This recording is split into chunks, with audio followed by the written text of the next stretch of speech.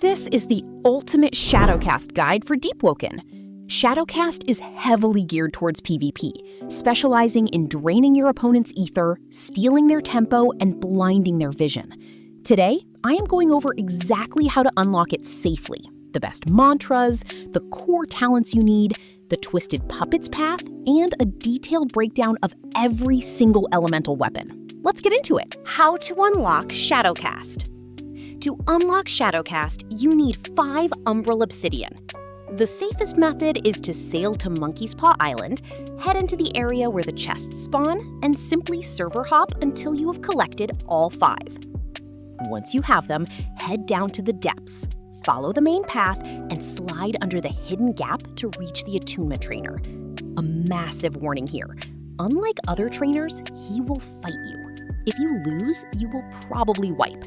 Defeat him, hand over the obsidian, and the attunement is yours. Mantras.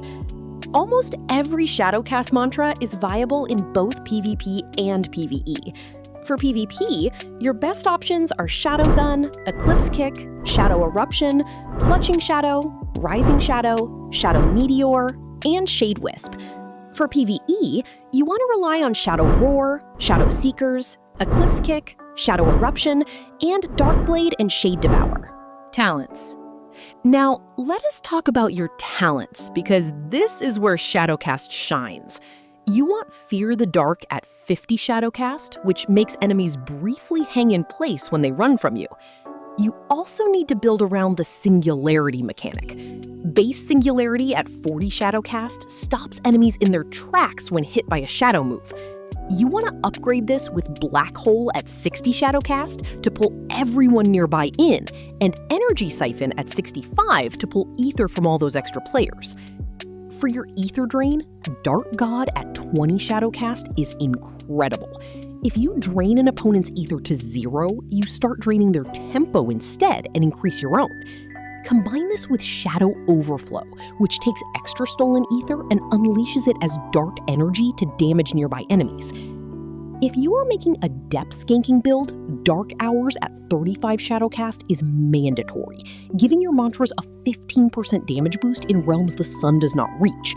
Pair this with Overwhelming Drain to daze multiple enemies caught in your Shadow Eruption. For high investment, Dark Waltz at 90 Shadowcast and 90 Weapon is terrifying. Anytime you guard break your opponent, you steal half of their current tempo. At 100 investment, Night Terror allows your basic light attacks to proc Fear the Dark. Part 3. Elemental Weapons. Shadowcast features some of the most complex elemental weapons in the game. Starting with the Hero Blade of Shadow, which requires a pure 100 Shadowcast investment and features a critical attack that dashes forward to strike the enemy once. If you are a medium weapon user, you have 2 legendary spears. The Red Death requires 30 medium, 35 blood, 45 shadow, and 25 mind. It comes with the No Trace Behind passive, meaning when you execute a humanoid, they turn transparent and disappear in black smoke. Its standing critical summons 6 stakes of blood and shadow, while the running critical rapidly thrusts and finishes with 3 stakes, inflicting blood poisoning and shadow. Then there is the Black Death, requiring 30 medium, 50 mind, and 70 shadow. Its passive, Corporeal Dissolution, applies Wither on any weapon attack that drains ether. Its criticals summon pure shadow stakes, and since they have the M1 tag, they proc your basic attack talents. There is also the Eyes of Etheron, a curved blade requiring 40 medium, 40 shadow, and 40 wind. Its passive, Twisted After Cut, steals ether on basic attacks. Equipping this grants the Sable Winds talent, letting you inhale Shadowcast mantras. Depending on your stance, your critical either leaves a trail of shadow wind or unleashes a malevolent tornado that applies suffocation. For heavy weapons, the legendary Crypt Blade requires 40 heavy and 75 Shadowcast. It has 2 amazing passives, Last Dead's Boon, which drains 22.5 ether on hit, and Shadow Affinity, which lets non-mantra shadow talents proc on your basic attacks. The standing critical plunges the blade into the ground, chaining everyone within the eruption. If they try to run, they are dragged back. The running critical flashes a red telegraph and unleashes a slash and cleave that ragdolls and dazes the target. Moving on to mythical weapons, the Deep Spindle Rapier requires 50 light and 75 Shadowcast. To get it, you must find an Understrand entrance and defeat a Ministry agent.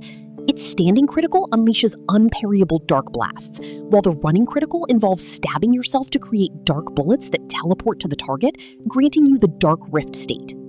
For ranged builds, the mythical Shadebolt bow requires 45 medium and 30 Shadowcast. Its critical unleashes a burst of 7 shadow-infused arrows at once that do not suffer from damage fall-off and actively steal ether. Part 4. The Twisted Puppets Path. If you want to hybridize your build, you can take the Wraith Path, known as Twisted Puppets. This requires 40 Flame Charm and 40 Shadowcast. This alters your Flame Charm mantras to summon puppets of shadow and fire, and turns your flames entirely black. Your shadow damage will now apply Shadow Burn. You want to grab Burning Puppets so your summons can inflict burn and gain Flame Charm scaling. Moths to a Flame causes your puppets to aggressively home in on burning targets. Explosive Rage is a massive buff. Causing an explosion makes your puppets go into a frenzy, significantly boosting their speed and damage. Finally, you can use Burning Sacrifice to detonate your older puppets, giving you a damage boost, a speed buff, and Emperor Flame stacks. That covers everything you need to master Shadowcast. Drop a like, subscribe to the channel, and comment down below which attunement or weapon you want me to cover next. Make sure to watch my full guide on my YouTube channel and join my Discord for all my latest builds and fair giveaways. See you next time!